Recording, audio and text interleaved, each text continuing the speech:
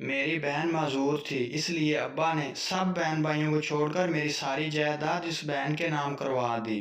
جب میری شادی ہوئی تو مجھے بھی جائیداد کا لالچ پیدا ہوا، تو میں نے ترکیب سوچی کہ کیوں نہ ہو کہ بہن کی ساری جائیداد اپنے نام کروا لی جائے، کیونکہ اس کی تو شاید شادی نہ ہو۔ چلو میرا بھی شوہر، بچے اور مجھے بھی فائدہ ہو جائے گا اور ہماری زندگی بھی آسان ہو جائے گی۔ مگر اس بات کا تو مجھے علم ہی نہیں تھا کہ یہ لالچ شاید مجھے مہنگا پڑ جائے۔ میں نے بہت ترکیب سوچنے کے بعد بہن کی ساری جائیداد اپنے نام کروانے میں کامیاب ہو گئی، مگر کچھ دن بعد ہی ہمارے ساتھ بہت برا ہوا۔ میرے شوہر کو کسی بڑے کیس میں پولیس نے پکڑ لیا تھا، ان کی عمر قید ہو گئی تھی۔